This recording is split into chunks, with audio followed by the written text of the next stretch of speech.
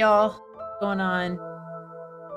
Thank you for the lurk, Echo. And thank you for the new follow. I appreciate it. Thank you for coming in and out. And welcome to anybody that's lurking or watching VOD or with this on YouTube. Yes, with my electrolysis damaged face and everything. It'll be on YouTube for all the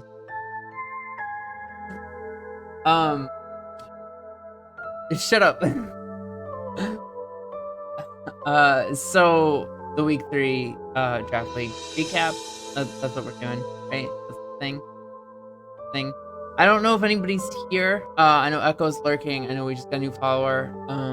I don't have the views pulled up, but we had the stream starting soon screen up for 10 minutes, and I figured it was time to go.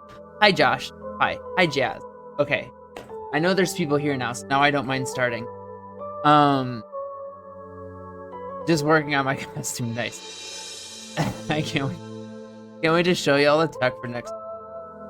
Yo, I feel the same way. I am so excited. I have some crazy stuff. Really excited. But before we start talking about week 4, we need to talk about what happened in week 3. So let's do that. We'll just jump right in. Why not? So the first match that we're going to talk about is Josh versus Jazz. Hey, the two people that are here. Josh versus Jazz. Okay, so we have the perspective we're watching from is Jazz's perspective. And that's the Rock and Booms. And on the other side is Josh, that's playing G Finn, and the palette town palettes. So let's watch and see, shall we? So Jazz, so this is turn 1. It's this match starts it starts off like crazy. Okay. So here's the thing, right? Flygon naturally outspeeds Nidoqueen. Nidoqueen likes to set up hazards, like self-rock, stuff like that. Is offensive Nidoqueen a thing? Yes, but it's far less prominent than offensive Nidoking, I would say. So I think Jazz sees the Nidoqueen here as is this gonna try and set up hazards, or what's going on here? And also Earthquake works. If this is Choice Band Flygon, an Earthquake probably kills her Nidoqueen. I almost called it an arena. I believe if you watch her replay, she even says if this thing is Scarf, then it's kind of fucked. And surprise, surprise, it was Scarf. Earthquake goes with Life Orb. Okay, so with Life Orb, it dies there. So you understand Jazz's thought process, but Josh, his choice Scarf, outspeeds and gets the kill with it. Now we see Jazz showing off some speed control with the Scramble, which I think is very cool. Now we do see the hazards come out. So it is Choice Scarf with hazards, which is kind of crazy on the Nidoqueen. I mean, it got a kill and then got up hazards. How much value? That's so much value. And then we see the manual Rain Dance come out.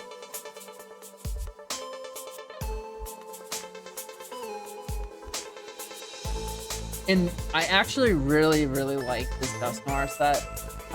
It's very unconventional.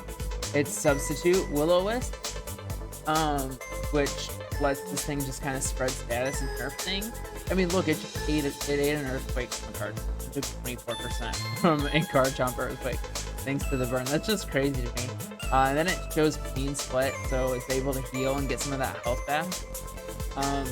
It's just, and it's leftover, so unfortunately it's poison, so it's not able to really put in as much work as it could, but I thought it was bad. Hey Pearly, welcome in. Not packing hazard from yeah, that for sure. Jazz not having a way to get rid of those hazards really makes things difficult for it.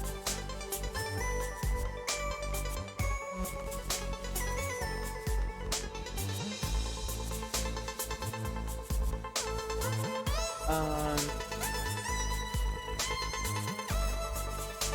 if we're watching this at like normal speed, I could probably speed it up, but we actually see a crit and the Polyrath flinch, which is scary. And like everyone, I think we're all wondering like, why doesn't the Earthquake not here, right? Icicle Crash is 50%. I like, does it kill? Does it? I think we talked about this, but I can't remember. Was this in kill range here with Earthquake? Either way, we don't see it come out, and then the Salad Berry comes out, so we see it's now Speedy Frog. This is most likely a Belly Drum substitute Salad Berry set with like Drain Punch, probably water coverage. It's banded, man. Oh yeah, that's right. It's banded. Totally forgot it was banded. Okay, that's why we didn't see Earthquake come. It was banded. Totally. And at this point, I mean, enough damage has been done. Here it is. Yep.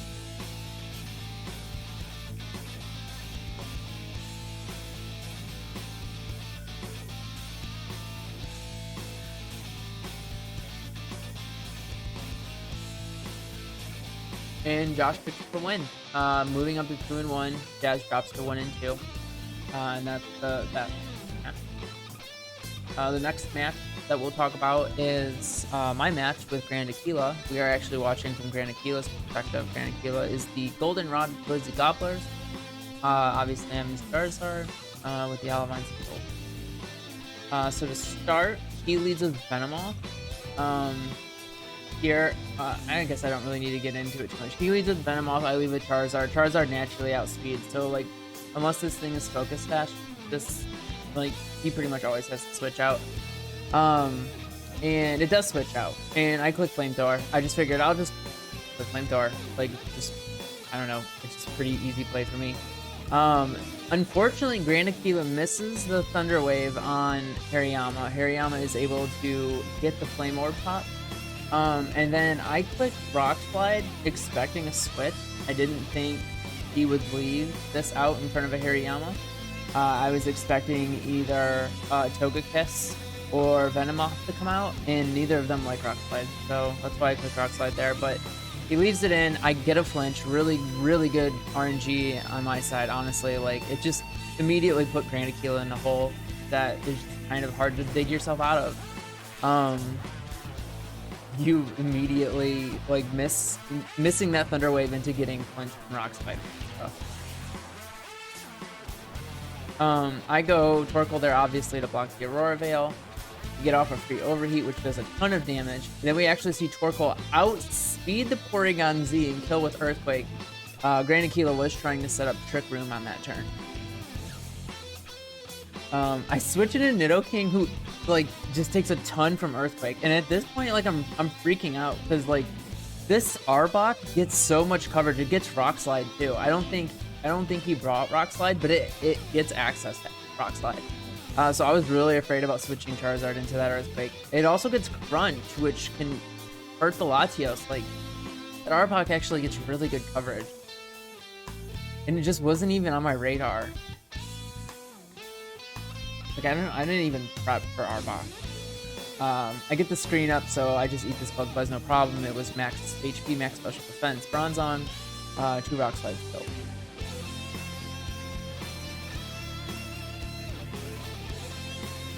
Once again, trying to block a potential Aurora Veil, but instead he goes Leech Seed this turn. I lose a little bit of health, but get a free Stun Boost Overheat off. I don't want to eat an Earthquake from this thing, especially since we don't have screens up or a Reflect up right now. So I pivot into Latios, expecting Earthquake, but instead he clicks Glare and paralyzes my Latios, which is super annoying. Super annoying. So I have to switch out in front of the Togekiss. So I go into Nidoking, who has Poison Stab and is scary. So I start clicking buttons.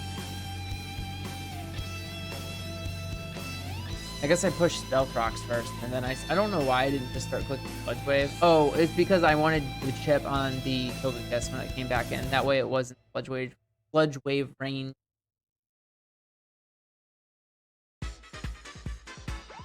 Well, it's out of Sludge Wave range now. That was for nothing. And it doesn't even fix thing off. It was max HP, max special defense, so it wasn't like offensive. So it wasn't doing as much.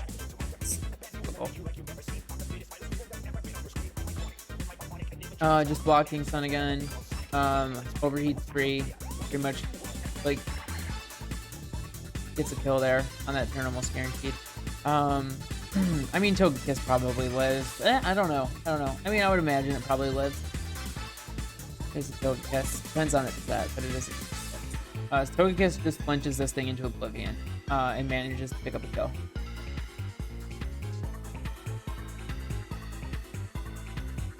Some good flinch hacks. And then just Sludge Wave finishes the match. I showed Flamethrower just to be like, oh look, I had Flamethrower just because I'm a fucking loser. So that was my match with Granite. Yeah.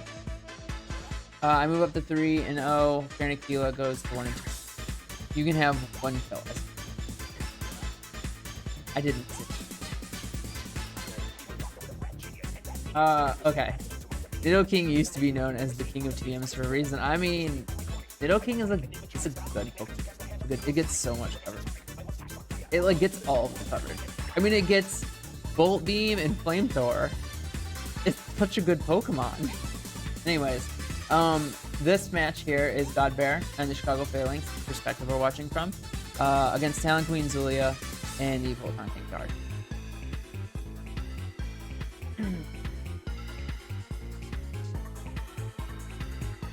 So, like, right off the bat, Zulia expecting Earthquake, making the read. Energy Ball does not kill. Knockoff does a ton of damage. You see Zulia forget about Ice Shard here, and Latias, just like that, has been dealt with by Donphan. I mean, Donphan is so good. Actually, not thrilled to play against it. Hold on. This play right here was kind of weird.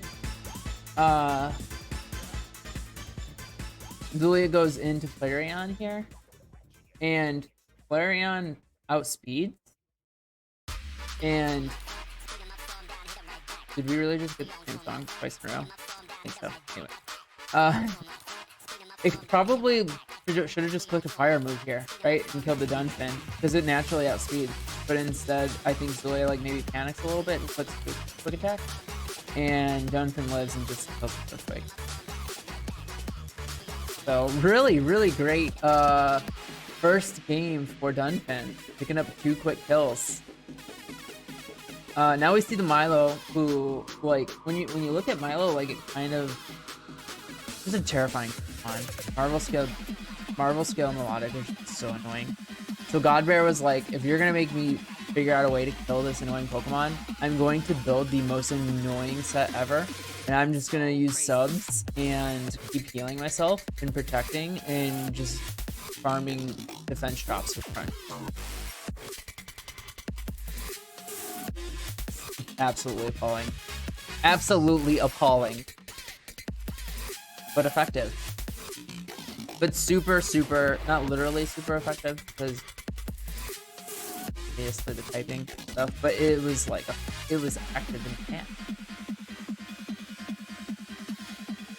We'll speed up a little bit. We don't need to watch the Skuntank just totally stall this team out. Zulia taunts to try and prevent more substitutes from happening, which, hey, I get it, because this thing seems super annoying. Knockoff isn't doing any damage at all. Like, at all. And now this thing is just slowly wearing down the Drapion. And then Confuse Ray, Zulia clicks Confuse Ray into sub. You cannot status through sub. You cannot status through sub. All you can do when a substitute is up is just break the sub. You can break the sub unless you have a sound-based move. If you have a sound-based move, you can hit beyond the sub, or if you have the ability Infiltrator. The ability Infiltrator also ignores the sub. So 2 things to keep in mind.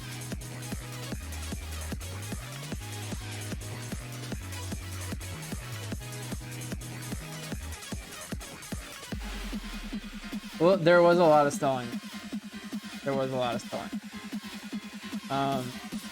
Eventually this finally takes out. And then Golem comes out. And now this Golem, I mean, look at this thing. Look at ground stab against Godbear's team. There's not a soul on this team that wants to eat a stab earthquake solo. So, or they start setting up. And the sturdy's broken. I know Gyro Ball doesn't do much damage there, but it's broken the sturdy. And that's all Godbear wanted. So now Godbear starts setting up his own hazards. Hey, youngster Jazz, welcome in. Infiltrator also ignores screens and yes, very good. Very good, Ridley.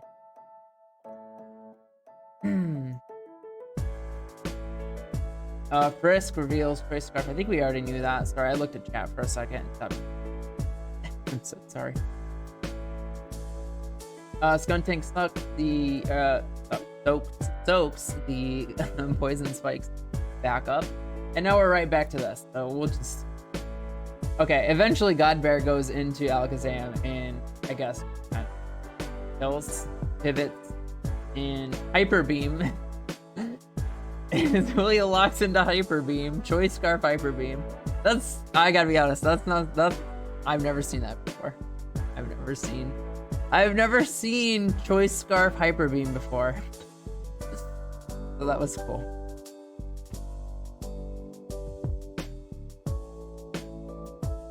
I saw it on purpose by mistake and would have finished it quickly if I hadn't miscounted due to math lag. Got it. Yeah. Well, we'll have to see that. We'll have to relive that shortly. All right. This match we have Sergeant Mack and the Bettendorf Brawlers.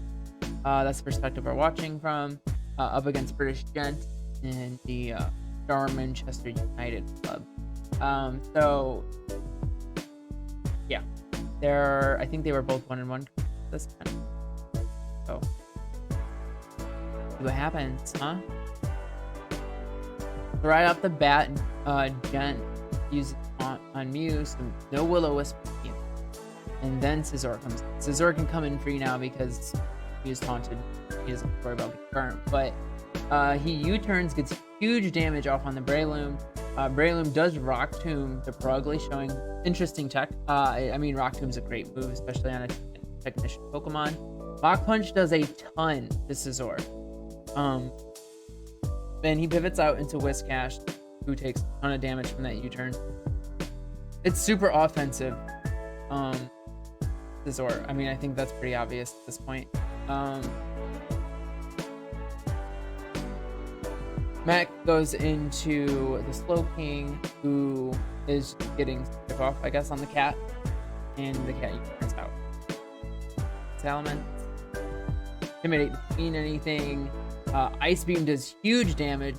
Oh, wait, was this the read? That was the read. But it's like the way it's like animating it looked weird. Okay, this was actually... Okay, so he shows Flamethrower here, and U-turns. He U-turns out, and Sergeant Mack actually predicts the U-turn and this swap here into Salamence and clicks Ice Beam. It was actually an insane fucking read. Almost completely takes out the Salamence. But this is where things just kind of fall off the rails. Gent goes into Gardevoir. Calm Minds once. Mew sets up Stealth Rocks, but it doesn't really matter at this point. Now you have a boost in Gardevoir in front of you. Now at +2 special attack, special defense. This is the play right here. So, after the match, I sat down with William and we were talking about ways he could have won the match. And we looked at the calc here, and if he clicks Sucker Punch here, this Gardevoir dies. And it has Sucker Punch. And it could have been, it's entirely possible that it just reverse sweeps it. But instead, he tries to predict. He expects Gent to expect Sucker Punch, so he clicks Night Slash.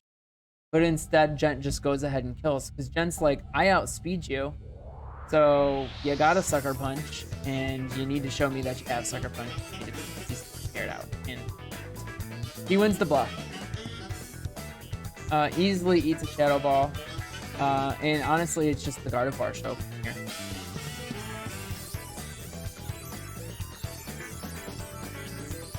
On the plus side, Cradley memes can make a great thumbnail. I mean, I already know what we're doing for the weekly recap thumbnail this week. We had a Pokemon get the first 6-0 of the season, so. Sorcerer money, you know? Whiskash. I don't whiz. Oh, I get it. I get it. Over predicting does. Hey, Snackle, welcome in. I mean, it just kills everything. Gardevoir just swings. First 6-0 of the season. First 6 this week. Very, very well done by Jim.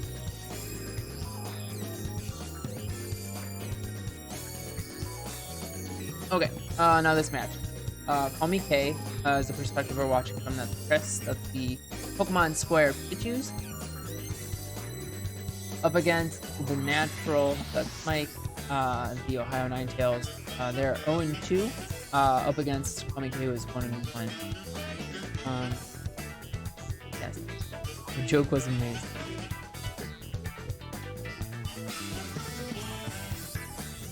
All right, let's watch. It is you, Chris. It is you. So right off the bat, Chris gets some very, very unfortunate luck, and Blaze Kick just one-shot kills.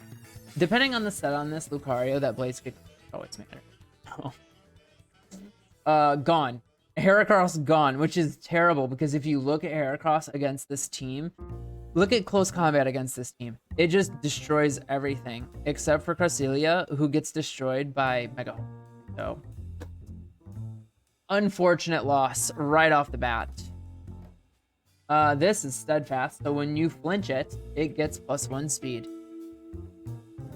Yeah, we talked about the crit. Yeah, I mentioned the crit.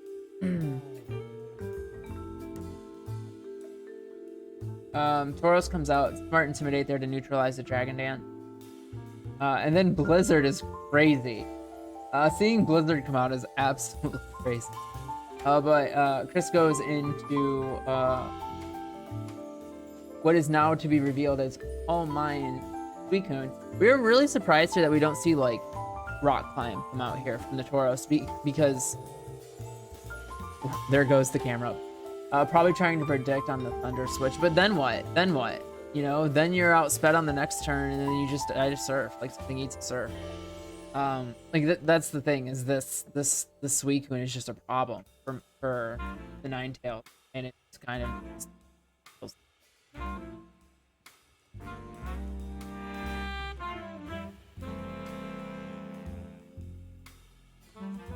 the missed cross chop there.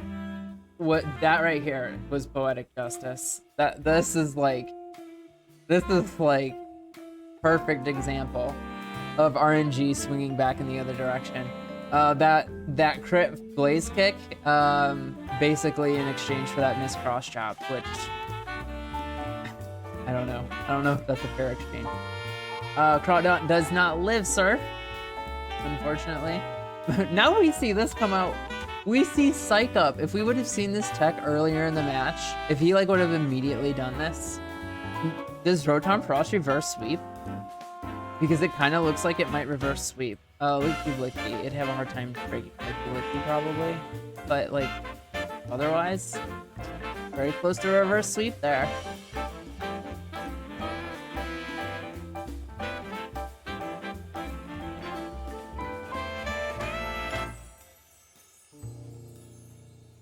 Flinch, and then break.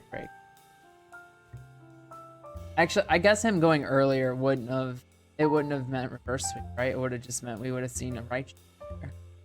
Maybe. Actually, that might not be. I don't know. It doesn't matter. All we can act on is what we know happened. At this point, the Suicune has done its damage. We see work up come out on the Tauros, but it's paralyzed. So a really good win for Chris this week against the Natural.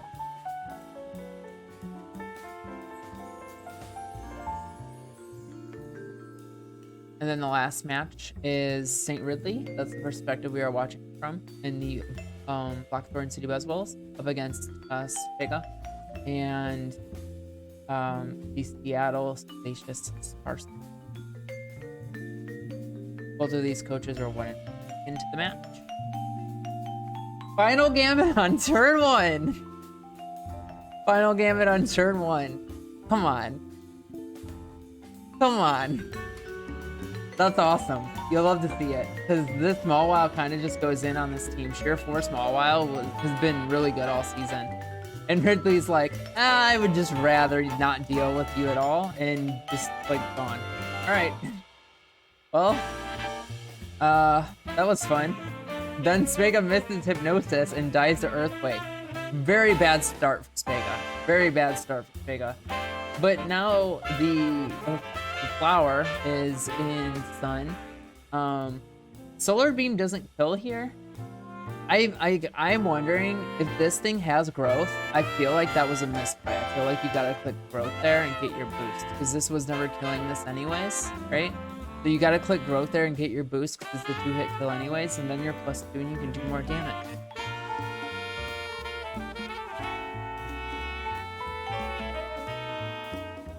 Because a +2 Sludge Bomb for sure kills. Unless it's unaware. Was it unaware Clefable? Was that unaware Clefable?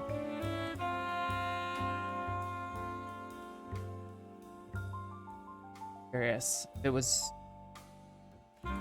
Magic Guard or if it was unaware. It was unaware and it was not Magic Guard. Okay, then boost.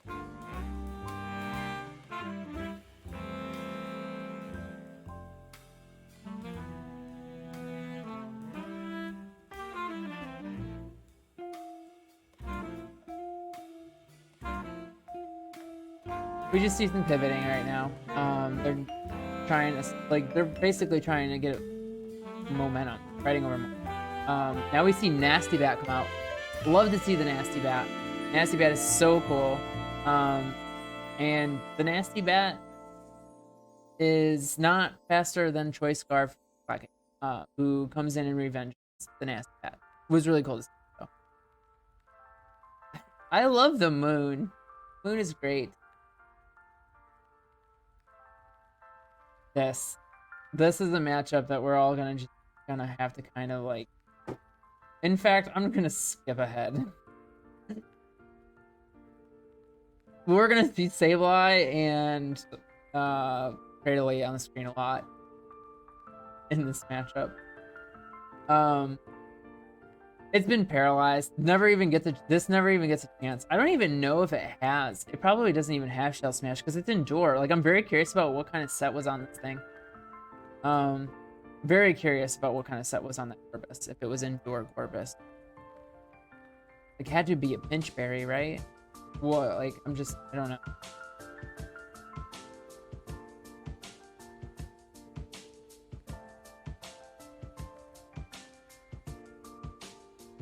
We're just gonna speed this up. Ridley goes on this absolute obsession with getting Cradily the last kill. So this match just it goes on forever.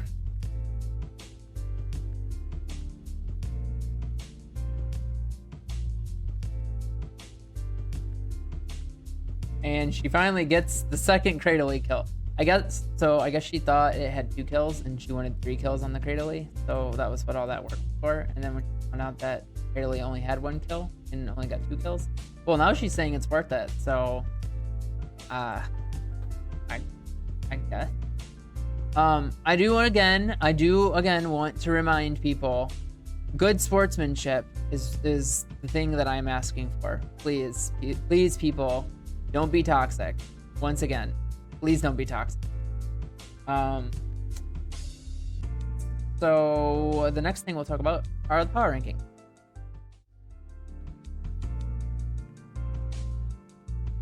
So this is what we're looking at.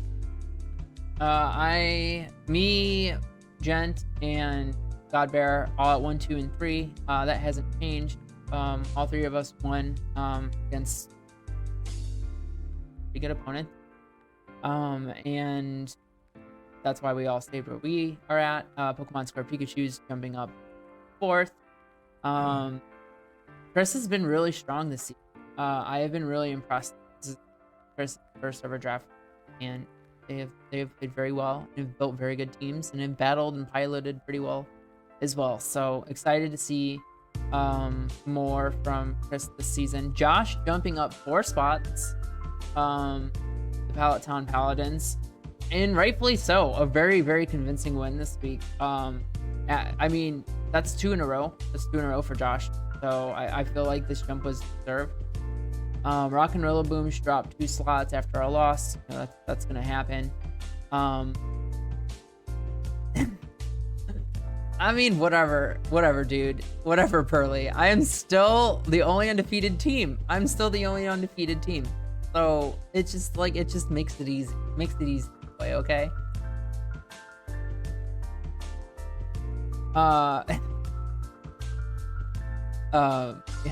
St. Ridley and the Blackthorn City Puzzles jumping up to 7th after another really strong showing. I think that's also very well deserved. But take a look at the power rankings.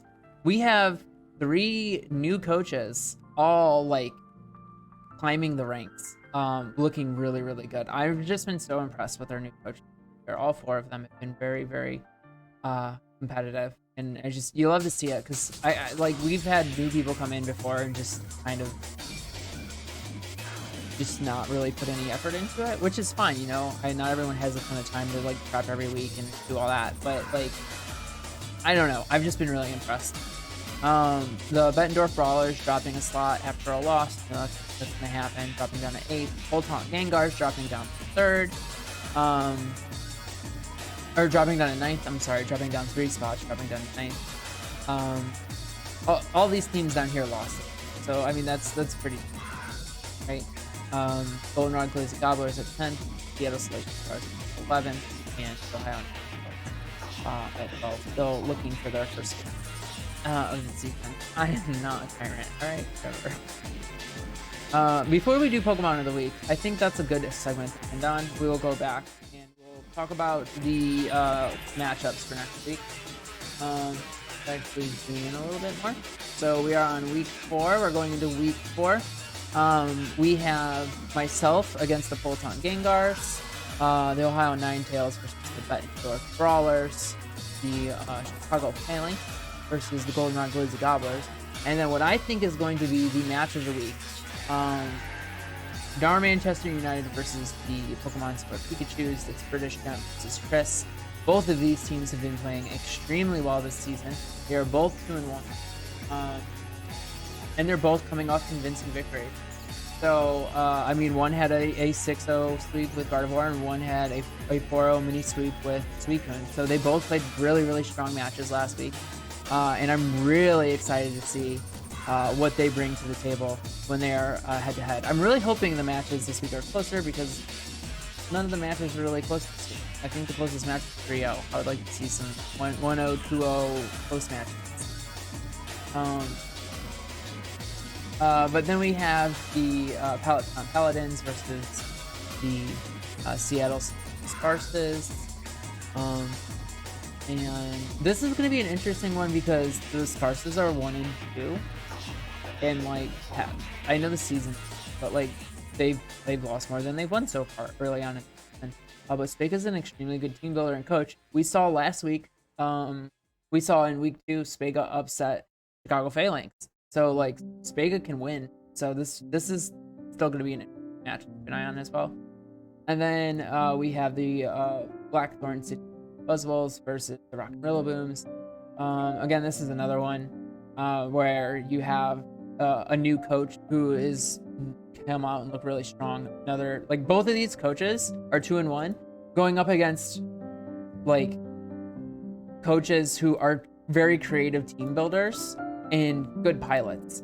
So like, these still will be very close as well. But I think this is the match.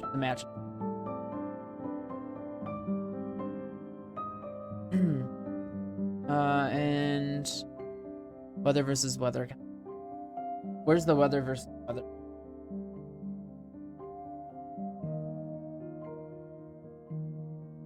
Where's the weather versus weather? No one. The only weather is, oh, actually, Yeah. The only other team with weather is the Goldenrod Glizzy Gobblers. They have hail. And I have sun. And then ours have sun. I don't think any other teams have weather this year. I need to think through what next week might have. I do kind of want to get Richie because if you can get that thing going, it's really good. It's such a pain to get going. I have every weather. Okay, look, we all can set manual weather. All right, we can all set manual weather. But I mean ability-based weather setters. There are only 3 teams in the league with ability. Everyone in the league can set manual weather. That's not special. Vega has a weather team using sun. Yeah, Vega has a weather team. Sun. Yeah, that's true. I agreed. Spigo was one of the 3 coaches I mentioned. I'm so confused of what you're talking about.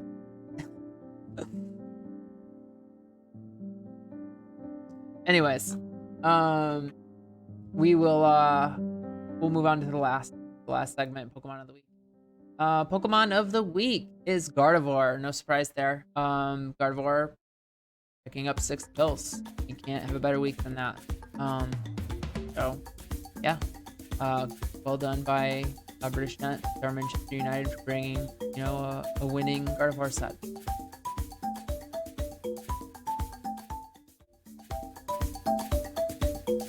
So that's it. That's week 3. I hope y'all are having fun so far. I feel like this has been the most fun I've had in the season yet. I feel like we have a coach. We have a league of 12 coaches, and all 12 people have been bringing fun sets and being competitive. I mean, even Mike, who hasn't won, has brought some fun stuff. I mean, Psycho Brotom was spicy as hell. Like, I feel like Car Scary clearly made the team MVP board. It did.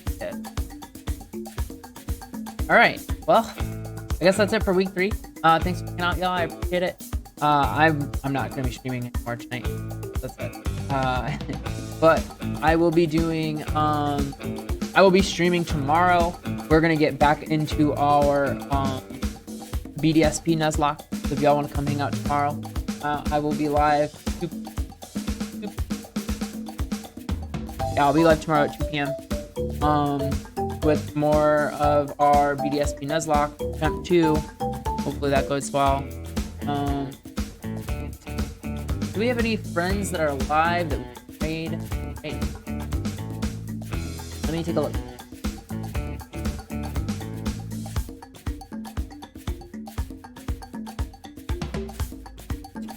Ooh, Fighters is doing a charity stream and streaming Pokemon Black and White.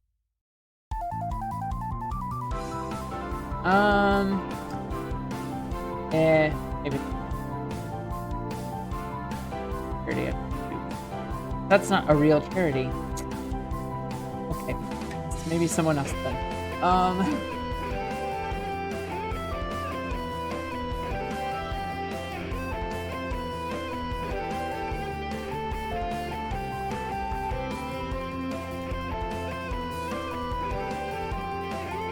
Oh, hey Thane. Hi, welcome in. We're just leaving. Oh, but welcome in. Hi. I think we're just gonna raid Fighters. Fighters is doing a charity. I don't know what charity he's doing it for. Hopefully it's good fun. We've raided him before. He's good people. But thanks for hanging out, y'all. I really, really appreciate it. And maybe I'll see y'all tomorrow. Maybe not.